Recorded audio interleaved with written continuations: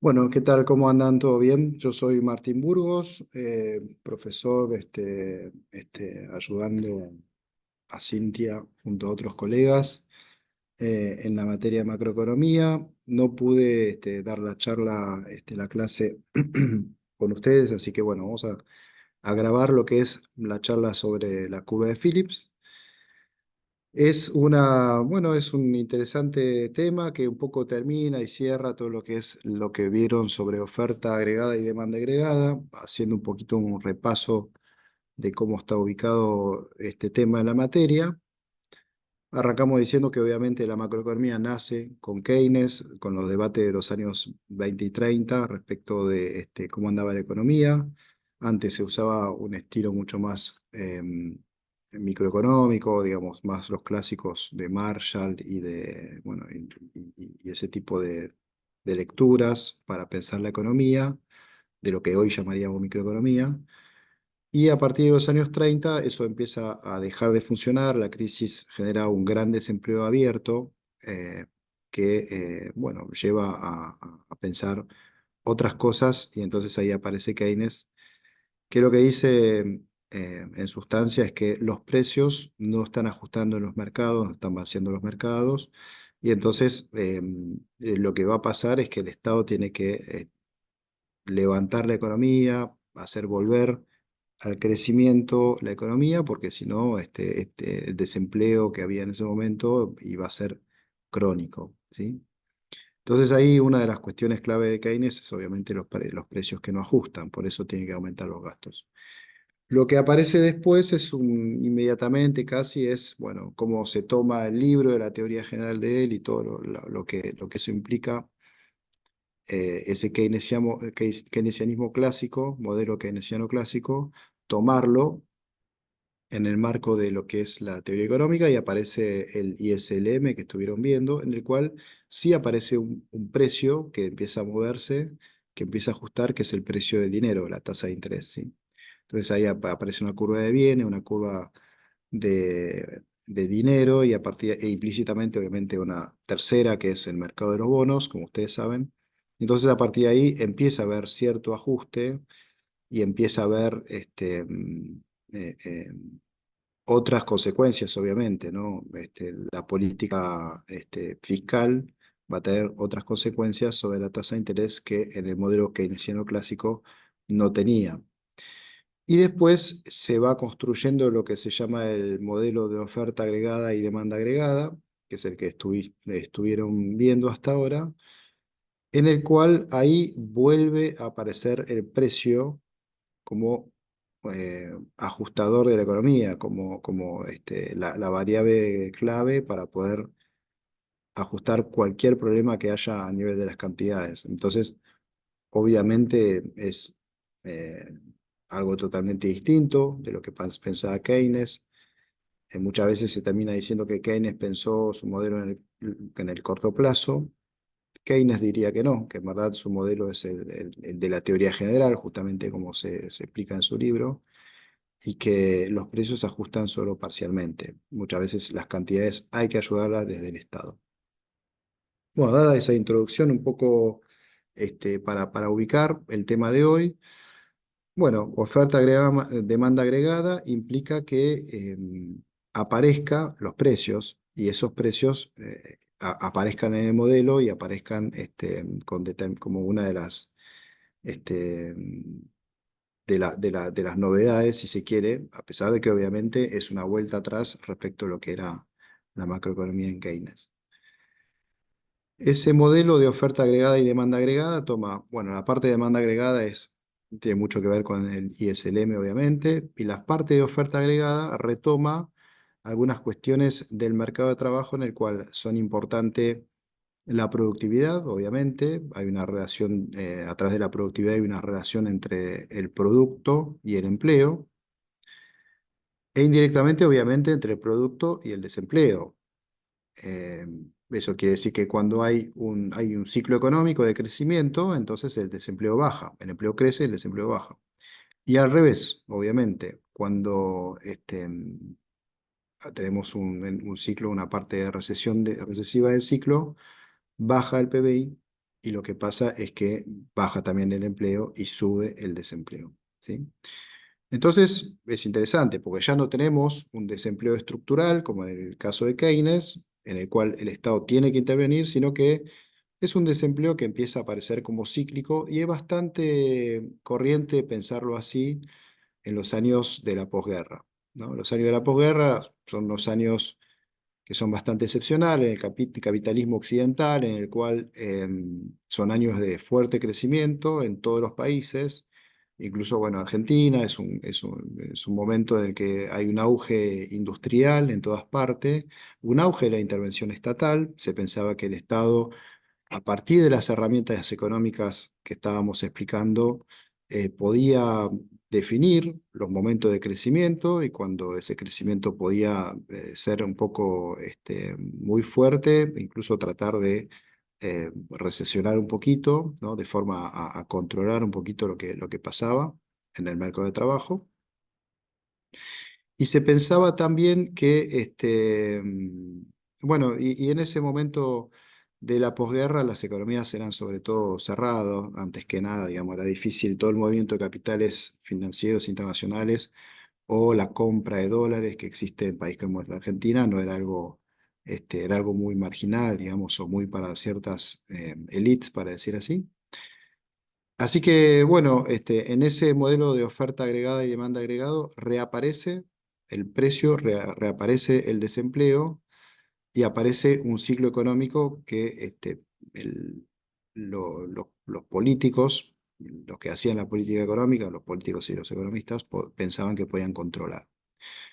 Una de las herramientas importantes, en un principio una herramienta teórica, es lo que se llama la curva de Phillips, que nace obviamente de un paper de un economista que se llama Phillips, en lo cual se demuestra que hay una relación inversa entre desempleo e inflación.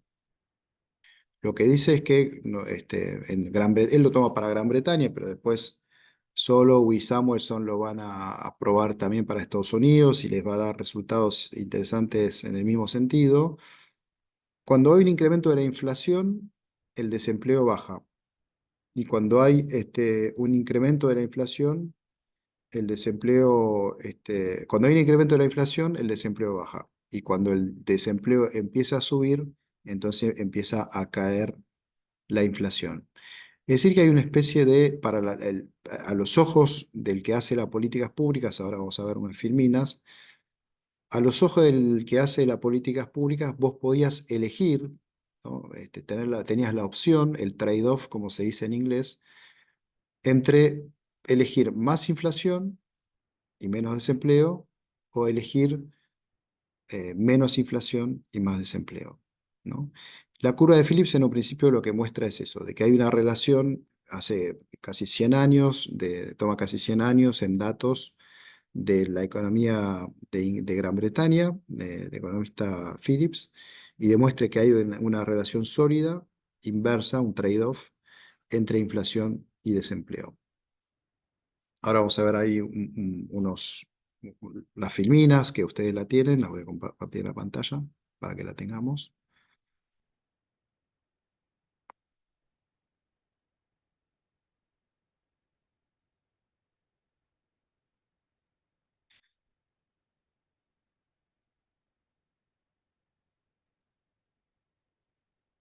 Bien, en primer lugar, lo que nosotros veníamos indicando, ¿no? Hay una relación inversa entre el desempleo y el crecimiento. Simplemente algo bastante lógico. Cuando crece el producto, cuando hay crecimiento económico, crece el empleo y cuando crece el empleo, baja el desempleo.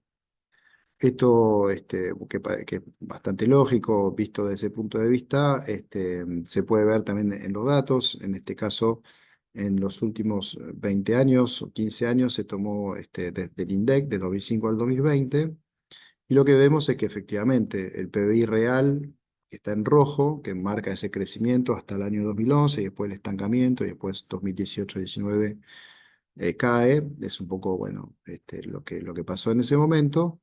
Y vemos que el desempleo tiene un comportamiento inverso, es decir, que partimos de un desempleo muy elevado bueno, la crisis del 2001, ustedes ya lo saben, y con el crecimiento, crecimiento económico que hay importante, 6-7% en promedio, hasta el 2011, vemos que ese desempleo va cayendo hasta 7%.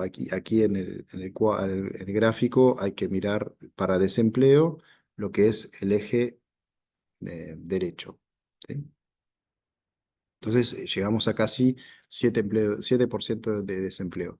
Y después, a medida que la economía deja de crecer e incluso empieza a entrar en crisis a partir del 2018-19, lo que ocurre es que el desempleo sube y llega al punto de 11,5%, ahí como se muestra en el 2020, un año obviamente bastante complejo porque justamente había la pandemia, ¿no? Y ahí empezaba toda la cuestión de todas las dificultades que tuvo el mundo en ese momento. Pero más o menos como para que ustedes tengan en cuenta esa relación inversa. Después la curva de Phillips, que es esta, que es este gráfico, ¿no? Acá es sacado el paper directamente, desempleo y la, este, y el salario real, porque en verdad lo que miraba él, más que la inflación era la evolución del salario real, es una relación inversa. Es un paper del 58, entonces durante todos los años 60 los políticos empezaron a usarlo para ver qué querían más, si más desempleo eh, o más inflación. Lo que no podías tener eran la panacea, si se quiere, era tener el mínimo desempleo y el mínimo de inflación. Eso es lo que dice ese paper, que no se había conseguido en los últimos 100 años casi del Reino Unido, entre 1861 y 1957. Simplemente eh, a veces había una relación también política entre los conservadores y los laboristas, ¿no? Los dos partidos más de derecha y más de izquierda de Gran Bretaña, y se suponía que los más de izquierda querían menos desempleo, y es decir que tenía que bancarse más inflación, y los conservadores al revés, preferían menos inflación y más desempleo. Pero bueno, como ven, eso marcó una lógica de la política económica, que es, bueno, algunas cuestiones ideológica, para decirlo así, que les servía a todos. Sobre todo esta idea de que vos podés tener un ciclo, ¿no? Hay un ciclo de alza y de baja, en el cual podés tener más o menos desempleo y más o menos inflación. Y se fueron desarrollando algunas definiciones alrededor de esta cuestión. En un principio es un paper teórico y es raro que un paper teórico, empírico, es un paper empírico y es raro que un paper empírico termine con un debate teórico o instalándose en la teoría económica. Pero lo que era interesante es que en el auge de los modelos de oferta agregada y demanda agregada, explicar esa relación que existía entre la oferta y los precios, ¿sí? ¿Por qué cuando acá, por ejemplo, en este gráfico, aumentaba la demanda agregada, esto te hacía crecer eh, la I que tenían acá, es decir, el crecimiento, te hacía crecer el producto, el PBI, pero obviamente lo que vemos acá es que ese P también te iba a hacer crecer los precios. Es decir, que el aumento del producto te iba a generar un aumento de precio, es decir, una inflación. Y el aumento del producto generaba también, como ya dijimos, un aumento del empleo y una reducción del desempleo, con lo cual ahí implícitamente está la explicación de por qué reaparece el precio en un modelo que originariamente la macro era keynesiano y, como les dije, no había un ajuste de precio.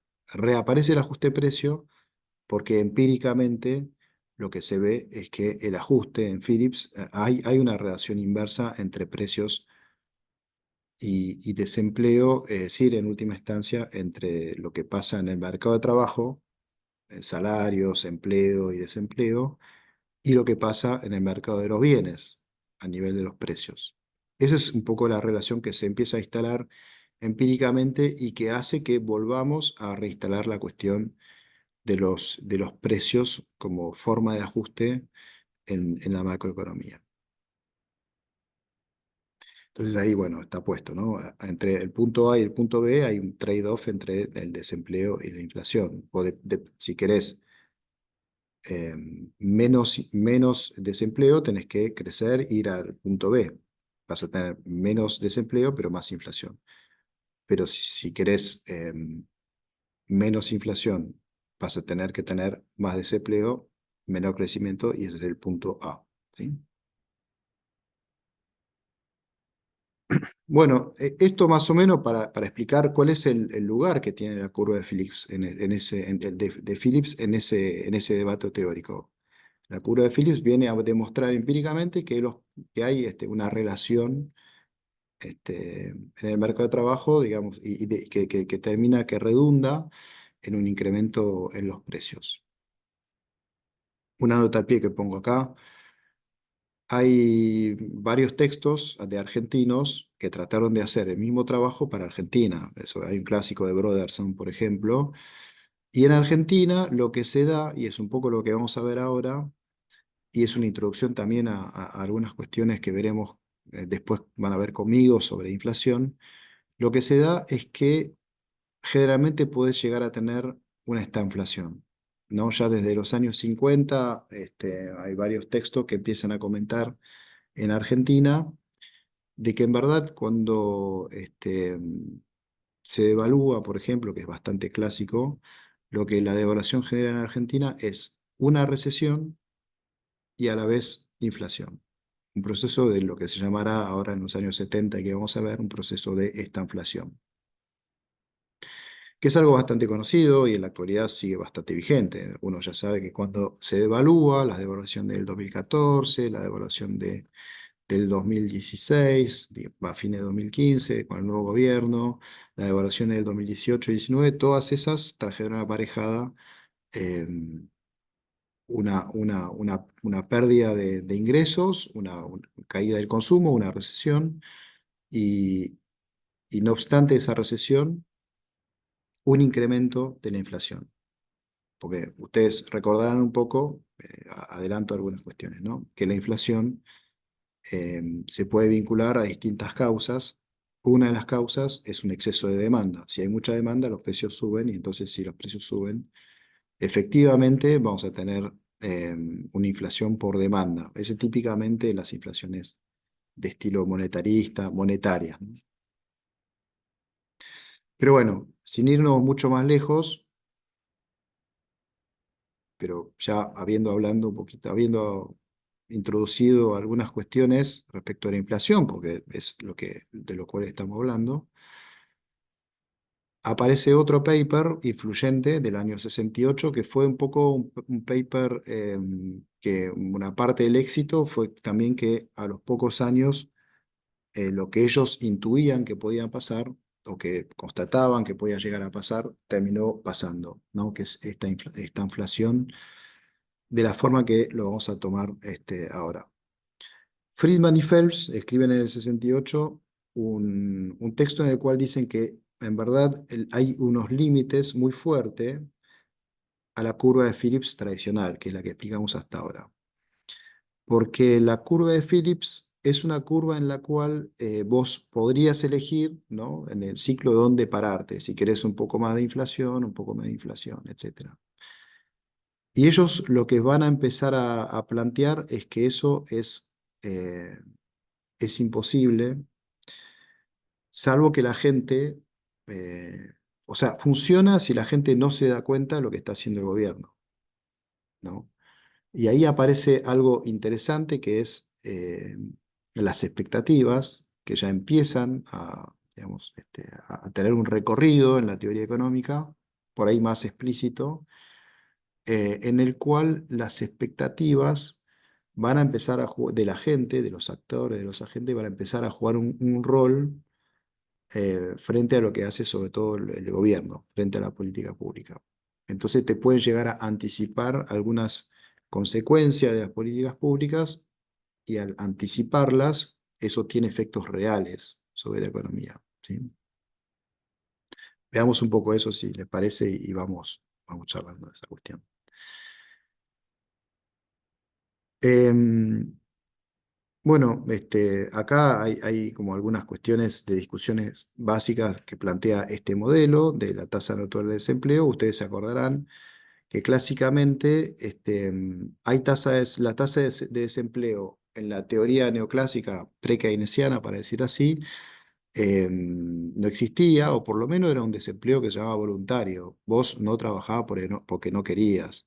Si el salario real, como dice acá esa primera ecuación, es igual a la productividad marginal del trabajo y que no hay intervención del Estado, entonces en verdad no trabaja el que no quiere. Que eso, fíjense que en el INDEC, ustedes también tal vez saben que el desempleo se calcula preguntándole a la gente si quiere o si no quiere, si está buscando o si no está buscando trabajo. Es decir, que lo que se busca en el INDEC es el desempleo involuntario. Yo estoy buscando trabajo, con lo cual estoy en un momento en el cual yo estoy dejando de lado lo que es, bueno, necesito trabajar y entonces aparece ahí esa cuestión del desempleo involuntario. Pero acá en teoría, lo que existe para la teoría neoclásica es solo un desempleo voluntario, no trabaja el que no quiere, con lo cual supone que no existe el desempleo tal como se aparece en el INDEC, porque a la pregunta de si usted busca empleo, en su concepción no podría suceder. Lo que dice también en este modelo es que si el gobierno hace una política de demanda agregada, que es una de las de ISLM que ya vieron, ¿no? Política fiscal o política monetaria. Eso el gobierno lo va a hacer porque busca crecer más y reducir el desempleo.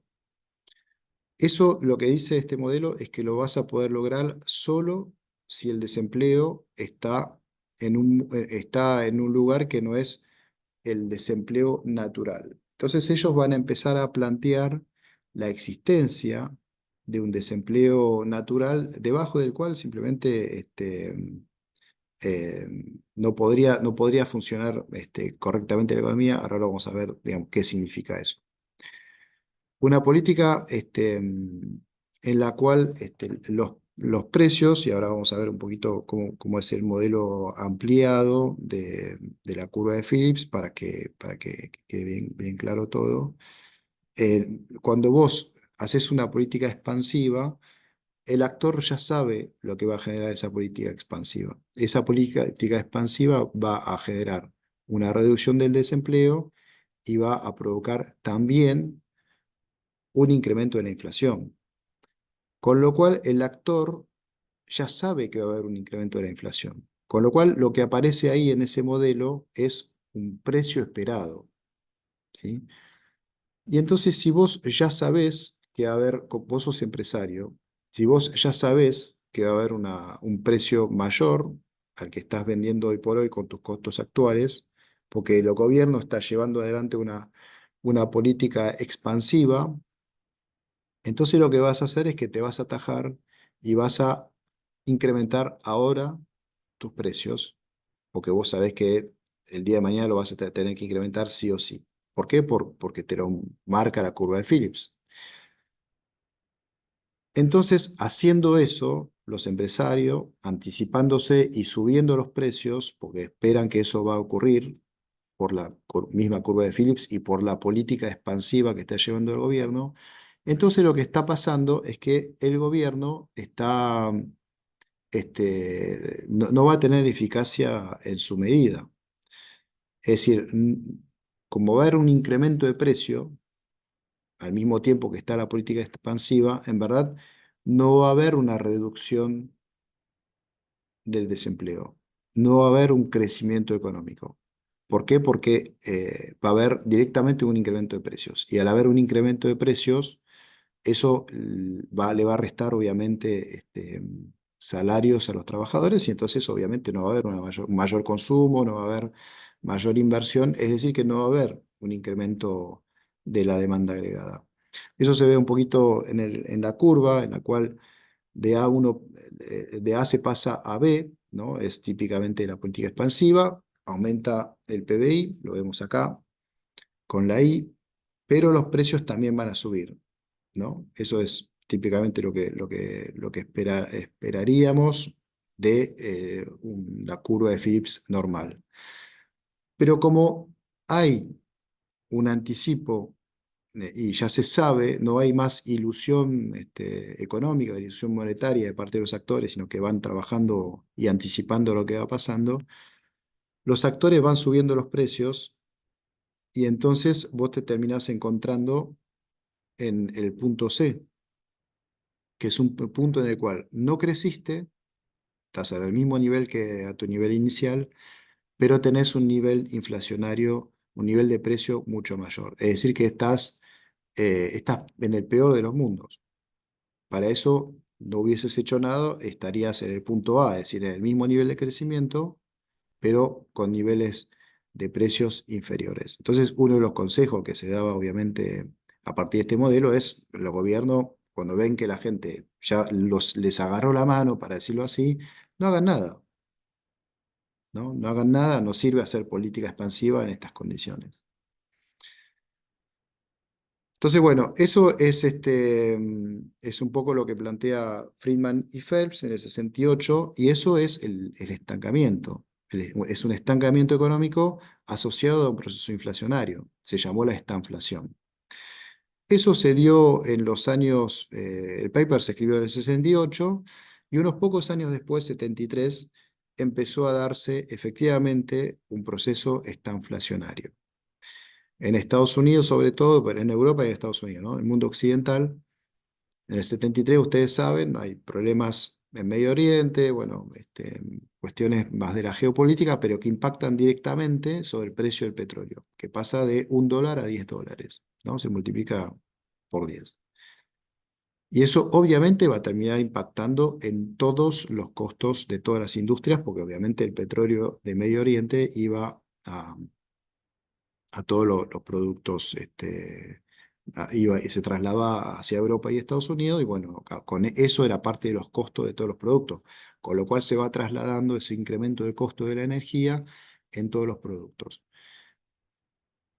Como resultado, tenemos en esos años, que parten del 73, pero que ya, digamos, Estados Unidos ya venía teniendo algunos problemas desde el 71 con su moneda, con su competitividad, al lado de países como Japón o Alemania, con lo cual, bueno, simplemente lo que está pasando en esos años, como siempre, es un contexto complejo, pero en términos de lo que es la teoría económica, se llegó a la conclusión de que tal vez Estados Unidos, que frente a esta situación de recesión quería hacer política expansiva, no lo logró hacer y todo terminó en una expansión, en un incremento de los precios, en una mayor inflación y un estancamiento económico, ¿no?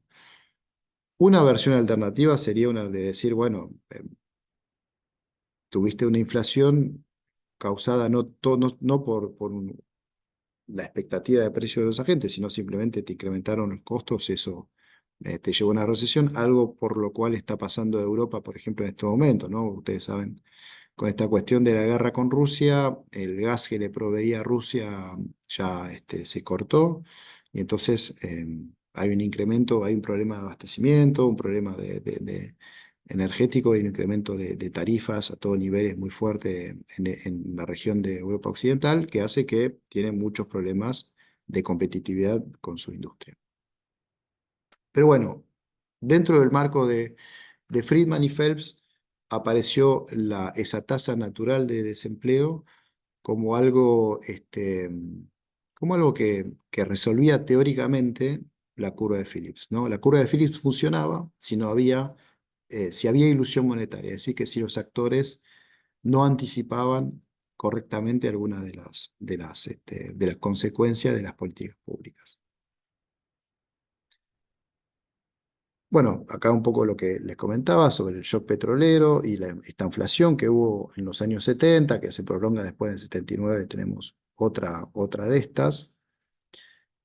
Eso fue importante en términos de la teoría económica porque se da lo que se llama la revolución de las expectativas. Se empieza a hablar En los modelos se empieza a incorporar las expectativas, las expectativas que son, bueno, hay de distintos estilos, pero las adaptativas, que es mirar hacia atrás. Si vos tuviste 10% de inflación hacia atrás, siempre que el gobierno hizo tal cosa, entonces vos lo podés llevar adelante y decir, bueno, si el gobierno hace lo mismo, va a llevar a los mismos buenos resultados, es decir, que vamos a tener una tasa de inflación de 10%.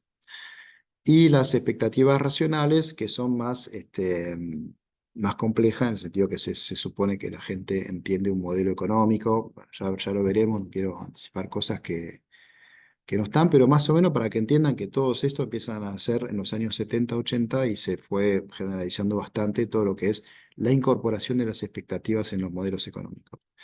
Una cosa importante, no es que los economistas anteriores a estos desconocieran de que no está, de que no hay una forma, de que hay un futuro que hay que pensar, ¿sí? Y de hecho, en Keynes, una de las razones por las cuales Keynes dice que el Estado tiene que intervenir es porque los inversionistas tenían espíritus animales, animal spirits, y entonces podían invertir a veces, podían no invertir a veces, y no quedaba claro cuándo ni por qué lo hacían, con lo cual, bueno, la alternativa era que lo haga el Estado, que seguramente lo iba a hacer, porque, bueno, se hacía sí o sí lo que se decía. eh, y hay un concepto que es parecido al de las expectativas, que tiene muchas veces tiene asociado lo de riesgo, pero que es el concepto de incertidumbre, pero de incertidumbre radical. No es sino una incertidumbre que se puede resolver con una tasa de interés. Ustedes saben que la tasa de interés, bueno, se puede interpretar como que yo te presto dinero, hay un riesgo de que vos no me lo devuelvas, con lo cual yo te cobro una tasa de interés, ¿no? Es algo racionalizado, estadístico, hay tal porcentaje de mora, entonces yo tengo que cobrar una tasa de interés que incorpore la posibilidad de que alguno de mi cartera no me devuelva el dinero, y ahí aparece la forma en que se calcula la tasa, por ejemplo. Pero Keynes la pensaba distinta. Era una incertidumbre radical, en el sentido que no se sabía qué iba a pasar al día siguiente, o al año siguiente, o a los 2 años siguientes, y eso es mucho más crudo, obviamente, las grandes crisis. Entonces, es muy distinta la incertidumbre radical de la cual Keynes se vale, que generó un debate con Hayek, ¿no? Hayek decía que la tasa de interés y los precios tenían la información necesaria debido a ese cálculo de riesgo para solucionar la crisis solo, y Keynes decía que no, que la incertidumbre era radical, era incalculable, con lo cual el Estado tenía que intervenir. Eso es un poco el debate rápida, te lo resumo así nomás, ¿no? El debate Keynes-Hayek de los años 30. Pero de alguna forma, bueno, ese mirar el futuro, mirar el futuro, ver qué pasa hacia adelante, que es tan importante para todo, pero para la economía, obviamente, reaparece en los años 70 con la revolución de las expectativas. Se redefine en esos años la tasa de desempleo natural que había en ese paper original de Friedman y Phelps como la NAIRU, Non-Accelerating Rate of Unemployment, que es, bueno, la tasa de desempleo a partir del cual no se acelera la inflación, ¿no? Es decir, que tenés una tasa de interés que, por ejemplo, pongamos un número, no tiene un número en sí, pero pongamos un número, si es 5%. Si vos querés, si tu tasa de desempleo es de 6% y querés bajarla a 5, sí puedes hacer política expansiva. ¿Por qué? Porque en 5 la gente te cree y entonces en 5 vos las puedes dejar la tasa de desempleo. Pero si de 5% vos querés bajar la tasa de desempleo a 4%, la gente, para decirlo groseramente, no te va a creer, y entonces eso va a generar inflación. Entonces el 5% es el punto de desempleo en el cual, eh, debajo del cual se acelera la inflación y sobre el cual no se acelera la inflación, ¿sí? Ese es el concepto de la Nairu. Así que bueno, obviamente aparece el ámbito laboral, vamos a ver ahora el modelito que es importante, pero que nos remite, en verdad, de nuevo, ¿no? En esa vuelta atrás de la macroeconomía hacia la microeconomía casi, estamos abandonando completamente lo que decía Keynes en su principio, que los precios no ajustan, que el Estado tiene que intervenir y todo eso, y la conclusión a la que se está llegando es que el Estado no tiene que intervenir, porque si interviene genera inflación, que es una relación, que es una conclusión bastante similar a lo que tenía un Marshall y todos los economistas de principios del siglo XX, pre-keynesiano, los clásicos, como él los llamaba, y por eso a veces estas escuelas se llaman nuevos clásicos, ¿sí? Porque tienen obviamente algunas referencias muy fuertes a esto. Bueno, y acá aparecen un par de leyes económicas sobre las cuales se sustentan la ley de Say, que la oferta genera la demanda, porque acá estamos hablando de la oferta agregada, digamos, como es el núcleo un poquito de toda la cuestión. La oferta vertical, es decir, que vos la oferta que puedes dar es esta y es muy difícil que vos te muevas de ahí en el corto plazo y bueno, tal vez algunos modelos en el largo plazo. Y la neutralidad del dinero en el sentido que vos, por más que emitas dinero, eso no va a tener efectos reales, te va a ir toda inflación, ¿no? Entonces volvemos a algunos de los conceptos ya conocidos de los pre-keynesianos. Si miramos un poco el modelo, de nuevo, algunas de las cosas que vieron en oferta agregada y demanda agregada, la determinación de precios se da por dos cosas. La MU esta que está ahí, que es el markup, es decir, la ganancia, y por otro lado, los salarios. ¿Sí? Es decir, que ahí hay una relación de que el precio depende de los costos. Básicamente es trabajo y ganancia, del valor agregado, como se diría. Entonces la pregunta es cómo se determina el salario. El salario acá se determina por un precio esperado. ¿Por qué un precio esperado? Porque el salario es el salario nominal, ¿no? Eso, con la inflación que hay en Argentina es más fácil explicarlo todavía. Vos hoy ganás 1.000.000 de pesos, vamos a poner un número, pero esperás que la inflación del mes siguiente va a ser bueno, pongamos 5% para estar un poco en línea con lo que está pasando. Pongamos 5%. Bueno, buenísimo. Entonces digamos, como sindicato, lo que tenés que negociar para seguir teniendo el mismo nivel de consumo y de ahorro es un incremento de 5% en tu salario nominal. ¿Sí? Por eso es tan importante, como un determinante del salario nominal, es tan relevante el precio esperado. Y después una función del desempleo, que es una función en el sentido que función ustedes saben que es una relación, ¿no?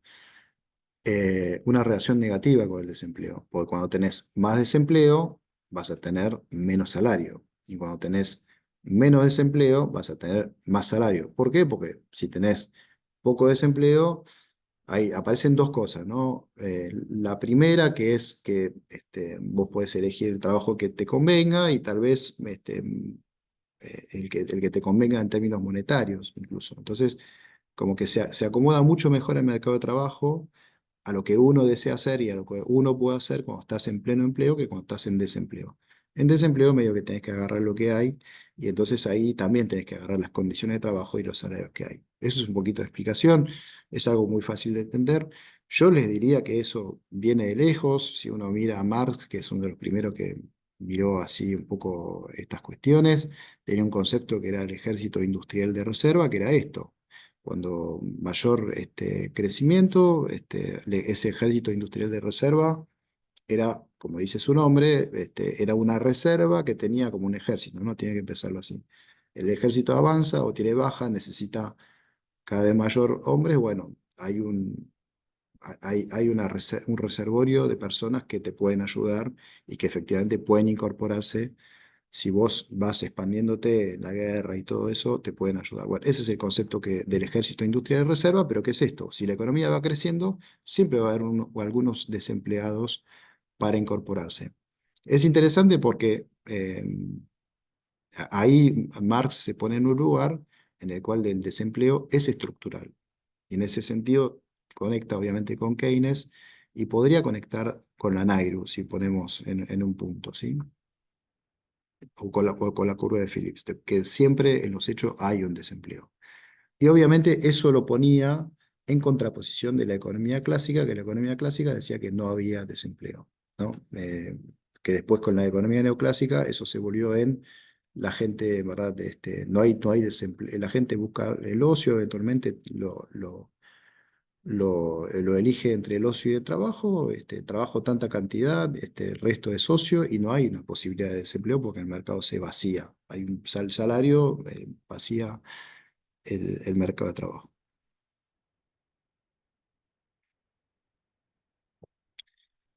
Entonces, bueno, ese desempleo, ¿de qué, digamos, esa función del desempleo, de qué depende? Ahí, bueno, está claramente, hay dos factores, el propio desempleo, ya lo explicamos, y también ese alfa que está ahí en la tercera ecuación, ¿no? Le estoy comentando, el alfa es la fuerza sindical. Hay una figura institucional, si se quiere, medio exógena, de saber si si tu país es Argentina, en el cual los gremios tienen fuerza, o si tu país es Botsuana, donde no existen, ¿sí? No existen los gremios. Bueno, ahí vas a tener un factor importante para esto, ¿no? Para, en última instancia, para la determinación de lo que es el salario nominal. Si los gremios son fuertes, vas a tener un mejor salario. Esa es la explicación. Y si no tenés gremio fuerte, vas a tener un menor salario. Entonces, después lo que se hace, se agrupa las tres primeras ecuaciones para tratar de explicar cómo se define el precio. Entonces, el precio es, em, lo vamos a poner así para que quede bien claro. El precio es el precio esperado, es decir, la expectativa que tenés hacia el futuro de la evolución de ese precio. Después, uno más mu, que es en verdad lo que es el markup, es decir, la ganancia, ¿sí? Y la segunda parte, la tercera parte, en verdad, de la ecuación, que es lo que tiene que ver con el salario, ¿sí? Cómo se define el salario, los determinantes del salario. Entonces, principalmente el precio, lo que te dicen acá con la Nairu, depende del precio esperado, de la ganancia y del salario, ¿sí? Que después en la ecuación se puede aproximar, porque se puede decir que, bueno, el precio se puede poner en función de la inflación, puede ser una variación de los precios, entonces más o menos lo que como dice ahí, ¿no? Más o menos la inflación de hoy va a estar determinada por la inflación de mañana, más la ganancia, más la cuestión, más lo que determina el salario, más lo determinante del salario. Entonces, cualquiera de esas tres variables que suben, salario, ganancia o precios esperados, va a subir la inflación, ¿sí? Esa es un poquito la forma en que se plantea la curva de Phillips. Bueno, ahí se menciona que en la curva de Phillips original, si quisiéramos plantearlo de la misma forma, tendríamos que es lo mismo, pero sin el precio, sin la inflación esperada. Con lo cual solo te queda que la inflación es igual a lo que pasa con la ganancia y lo que pasa con el salario, ¿sí? Hay una cuestión de distribución del ingreso que se incorpora en la definición de los precios, que es interesante porque obviamente si vos lo que se dice implícitamente es que si hay un incremento de la ganancia, si hay un incremento del salario, los dos factores son factores inflacionarios, ¿sí? Y eso me parece que es algo bueno que le da, tiene sus vueltas interesantes e implícitamente lo que te dice es que si no se mueven la productividad, si no se mueven otras variables, eh, para que no haya inflación tiene que haber congelamiento en la distribución del ingreso. No puede haber mejora de los salarios. Si no hay, si no, si solo se puede haber mejora de salario si hay mejora de la productividad del trabajo, ¿sí? Entonces volvemos un poquito al esquema inicial de los mercados de trabajo neoclásicos, en los cuales los salarios eran definidos por la productividad del trabajo.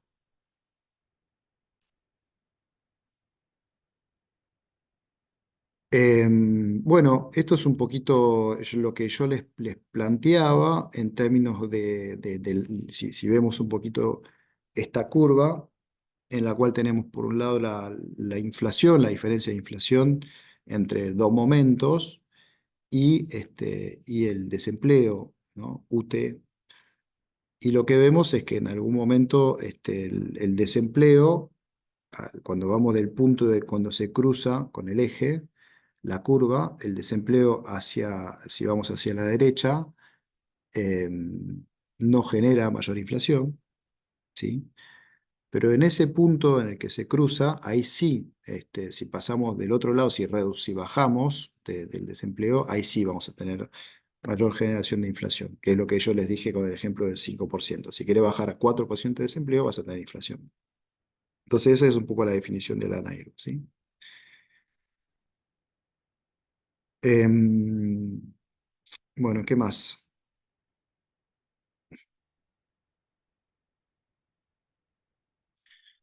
Algunas cosas más sobre la NAIRU que no hayamos comentado ya.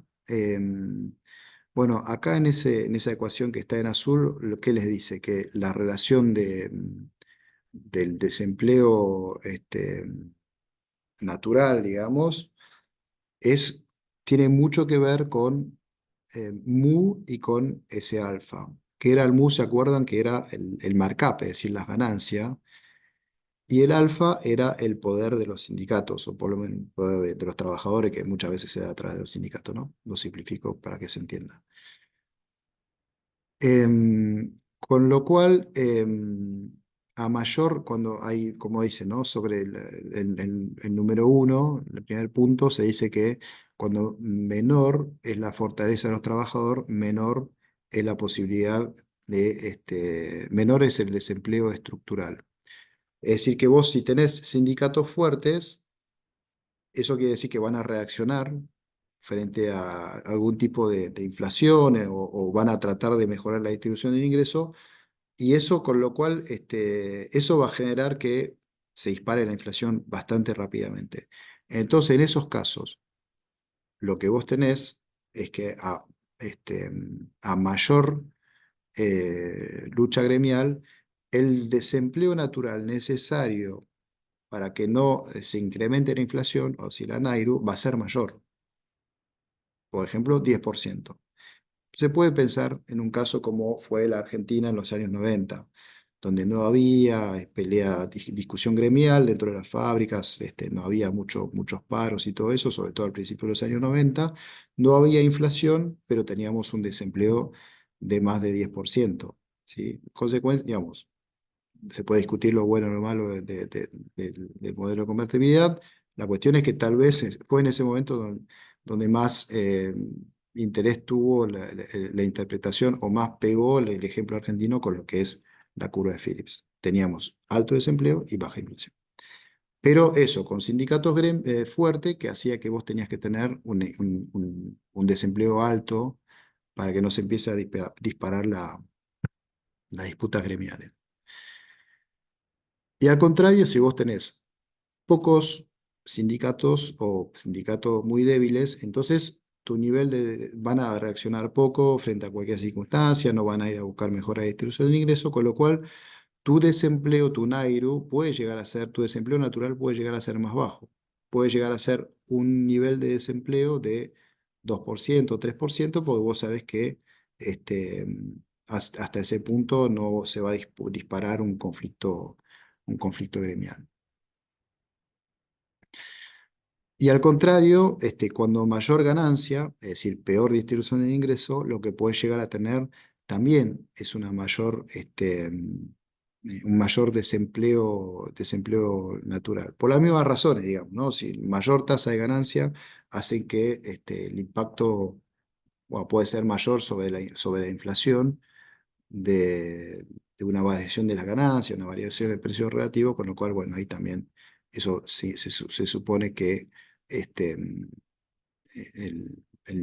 impacto Eso tiene que ver con los monopolios, incluso yo me animaría a decir, cuando mayor monopolios, ustedes saben que tienen mayor, digamos, concentración económica, eso podríamos decir que genera una mayor tasa de ganancia, un mayor markup, y ese mayor markup eh, es más sensible, digamos, en el proceso inflacionario. Puede llegar a generar un proceso inflacionario.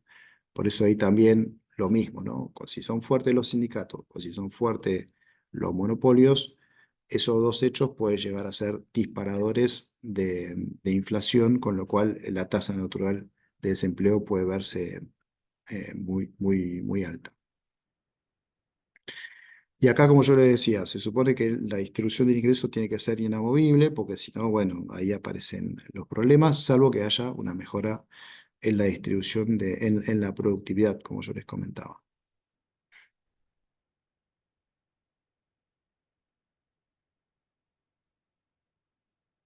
Bien.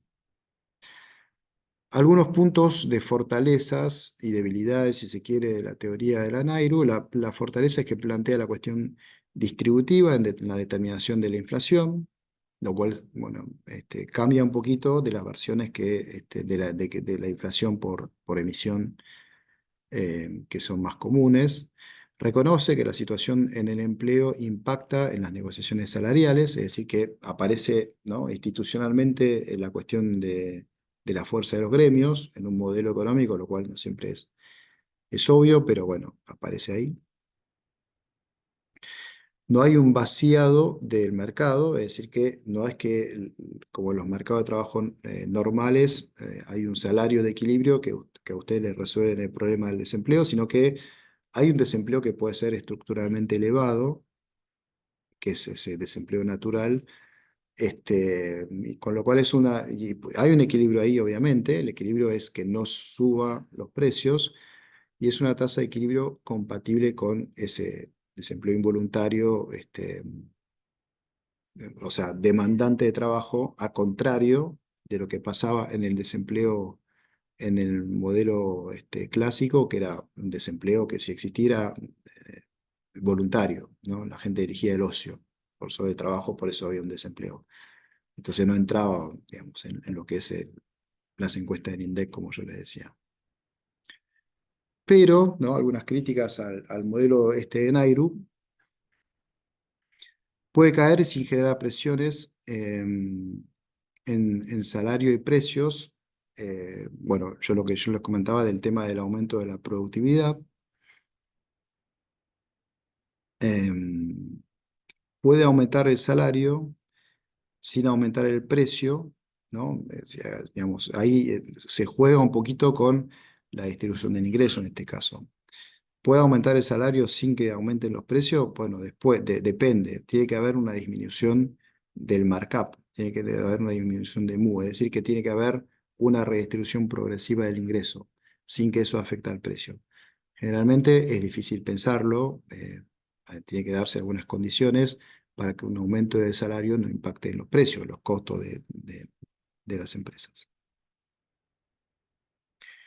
Bueno, y por último, dada la distribución del ingreso entre asalariado y capitalista, el desempleo que se mantiene constante, la inflación, depende de las posibilidades de reacción de los trabajadores. A mayor fortaleza de los trabajadores, mayor es como lo vimos, ¿no?, mayor es el desempleo natural y en consecuencia más obstáculos para alcanzar el pleno empleo. Eso, bueno, obviamente tiene sus problemas, porque, bueno, como que queda medio la cuestión de la distribución del ingreso apareciera en este modelo como algo esencial, pero que es casi irresoluble. Porque si vos tratás de mejorar los salarios, se tienen que dar condiciones como que tiene que disminuir el margen de ganancia de las empresas para que no genere inflación, que son casi imposibles. Este, y si tenés, para mejorar la distribución de ingresos, necesitas mejores sindicatos, más sindicatos, bueno, pero lo que te dice el modelo es: si tenés sindicatos más fuertes, vas a tener una tasa de desempleo natural más elevada, con lo cual termina siendo un problema importante. Bueno, ¿cuál es la evidencia empírica, ¿no? Sobre la Nairo? Yo ya le dije, en la Argentina en general la curva de Phillips no suele usarse porque es muy difícil y ya veremos con las cuestiones de la inflación, de que eh, el, el impacto que tiene la devaluación en Argentina, al ser recesivo, a contrario de lo que pasa en los modelos abiertos, que van a ver a partir de la próxima clase, termina siendo, bueno, eh, un problema para ese tipo de teorías, porque tenés esta inflación siempre en Argentina, ¿no? Entonces, en las evidencias no se demostró que un desempleo menor a el desempleo natural genere mayor inflación, lo cual, bueno, obviamente es el núcleo de la hipótesis, de que si vos bajás, si tu desempleo natural es 5 bajás a 4 tiene que haber mayor inflación. Bueno, eso no se evidenció en los estudios empíricos. Las políticas contractivas para disminuir la inflación tienen costos en empleos y salarios, que eso, bueno, ya se sabe, ¿no? Uno hace un ajuste, bueno, no les tengo que contar porque lo vemos ahora, eso impacta directamente en salario y en empleo de forma negativa, así que hay una redistribución regresiva del ingreso. Bueno, las estimaciones suelen ser bastante imprecisas, obviamente, de por sí es bastante impreciso el concepto de Nairu y de desempleo natural, porque no es que es un número en particular, ¿no? Como yo les decía. En el punto 4 se menciona al respecto que el desempleo natural varía en el tiempo, puede ser de 5% hoy, puede ser de 4% el año que viene, y que opera asimétricamente, opera más a la suba de la inflación cuando cae el desempleo que al revés, ¿no? Porque es cierto que eh, toda la lógica de la Nairu y de la inflación y del desempleo natural, como una especie de desempleo mínimo, es para contrarrestar la idea de una política expansiva que se daba hasta ese entonces, hasta los años 70. No obstante, una teoría te tiene que servir, tiene que ser válida a la ida y a la vuelta, ¿no? Y lo que muchas veces lo que se nota es que este, mm, no se menciona la otra parte, la parte de, bueno, volvamos a la curva de Phillips, ¿qué pasa y si quiero bajar la inflación en vez de bajar el desempleo? Bueno, ahí también no queda claro cuál es el juego de la Nairu en este caso. Bueno, la biografía tal vez les agregue algo, en las clases veremos, pero en un momento ustedes tienen ahí para leer a Vélez y Borcel Metainflación. Creo que lo que hay en Blanchard, en el manual de Blanchard, es bastante interesante también, para que tengan una idea de todo esto. Obviamente tienen estas filminas a disposición. Así que bueno, espero que hayan podido entender bien, que les haya ayudado esta clase. Bueno, y nos vemos pronto en vivo esta vez en el curso para dar los temas de inflación. Muchas gracias.